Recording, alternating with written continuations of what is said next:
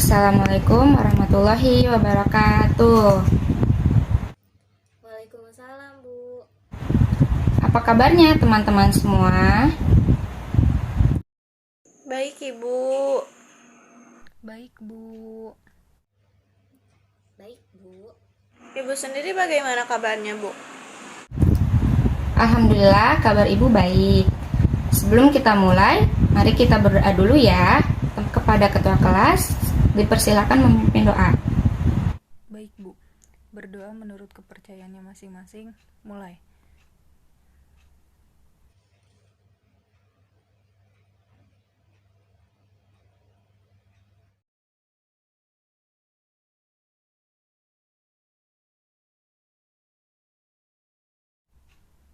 Berdoa selesai. Alhamdulillah, kita masih bisa dipertemukan pada pembelajaran kali ini ya. Sebelum kita mulai, ibu akan absen dulu kehadiran kalian. Fika Fahira hadir? Oke, baik. Rosa Ayuni? Oke. Anissa Aulia hadir? Oke. Sekarang kita akan mulai pembelajaran pada bab 6. Kita masuk bab baru ya. Dibuka bukunya halaman 193. Materi hari ini adalah tentang mengapresiasi dan mengkreasikan fabel. Dari murid-murid ibu, ada yang udah tahu apa itu cerita fabel?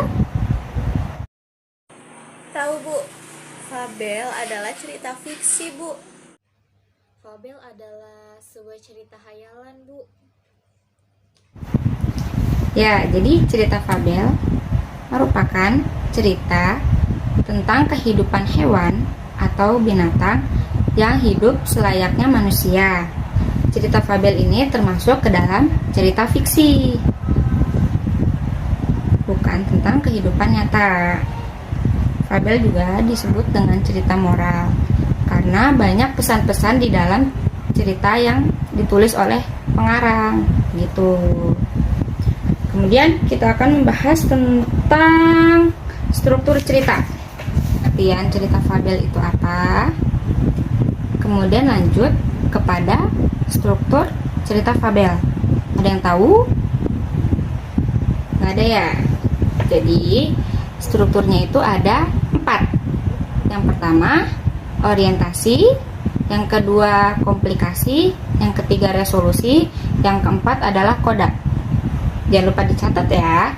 Orientasi adalah pengenalan para tokoh-tokoh. Biasanya orientasi ini berada pada paragraf pertama atau bisa juga ditambah di paragraf kedua. Kemudian yang kedua adalah tadi apa? Ya, benar, komplikasi. Komplikasi ini proses memuncaknya konflik atau permasalahan antara satu tokoh dengan satu tokoh lainnya yang ada di dalam cerita tersebut. Komplikasi ini biasanya proses untuk mencapai klimaks atau ujung pangkal ceritanya itu, ujung pangkal permasalahannya. Jadi kayak ceritanya, konfliknya itu udah ada di paling akhir banget. Tinggal nanti mencapai proses resolusi tersebut. Apa itu resolusi? Resolusi itu bagian yang berisi pemecahan si masalah tersebut. Jadi di bagian ini terdapat banyak solusi untuk pemecahan masalah yang sudah terjadi sebelumnya. Yang terakhir ada apa? Ada koda. Koda itu apa? Koda itu kesimpulan. Kesimpulan ini biasanya boleh ada, boleh tidak di dalam cerita fabel tersebut. Biasanya koda ini juga isinya adalah amanat-amanat yang terkandung di dalam cerita. Ada sampai sini paham? Atau ada yang masih bingung? Oke, karena nggak ada pertanyaan, ibu anggap paham semua ya. Kemudian lanjut, kita bahas unsur intrinsik di dalam cerita. Yang pertama ada tokoh. Tokoh itu adalah si pelaku atau hewannya itu yang menjalankan atau berlakon di dalam cerita tersebut. Jadi kenapa ada tokoh? Kalau nggak ada tokoh, nanti siapa yang akan diceritakan di dalam cerita tersebut. Kemudian ada penokohan. Penokohan ini pemberian karakter oleh si pengarang kepada setiap tokohnya. Jadi, misalnya tokoh A, itu pasti sifatnya berbeda dengan tokoh B. Begitupun dengan tokoh C, sifatnya pasti berbeda-beda. Kemudian, ada ciri tokoh utama. Ciri tokoh utama itu biasanya yang pertama, sering diceritakan di dalam cerita. Yang kedua, sering muncul. Terus yang ketiga, menjadi pusat perhatian di dalam cerita tersebut. Selain tokoh utama, ada juga tokoh tambahan, yaitu tokoh pembantu untuk berjalannya cerita. Nah, kemudian ada setting atau latar. Setting atau latar adalah tempat dan waktu kejadian dalam cerita. Ada 3 jenis latar: latar tempat, latar waktu, dan latar sosial. Kemudian ada tema. Tema adalah gagasan yang mendasari cerita.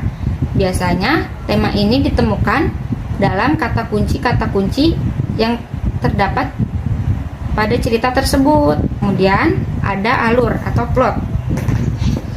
Biasanya alur ini ada alur maju, ada alur mundur, dan ada alur campuran. Yang kemudian terakhir ada amanat.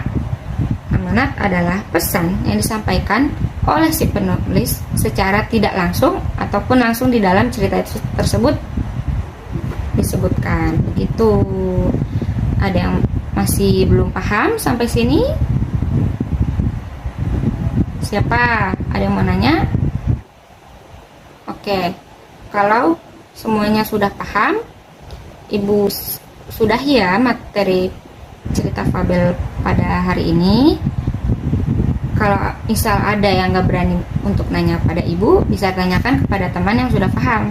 Begitu teman-teman.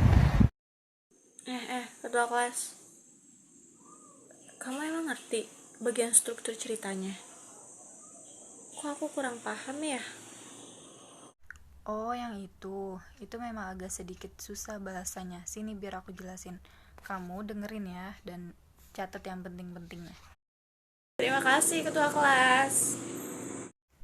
Oke, jadi gini, di buku dijelasin cerita fabel itu struktur cerita dimulai dari orientasi atau non orientasi di bagian awal cerita. Di bagian ini juga pengenalan tokohnya, latar waktunya, tempatnya, dan di tahun berapa atau zaman dahulu atau zaman sekian dibuatnya. Dan latar tempatnya pun ada di hutan dan bahkan ada yang di perkotaan atau di pedesaan. Kamu tahu koda itu apa? Tahu-tahu, koda itu biasanya berisi kesimpulan yang disampaikan sama pengarangnya. Biasanya sih ya, isinya itu pesan moral. Kurang lebihnya mohon maaf.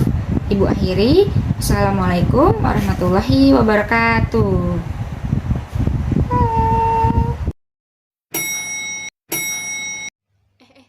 Kok udah bel sih? Oh iya, sekarang tuh gurunya mau rapat. Makanya kita sekarang setengah hari. Yaudah yuk, kita pulang.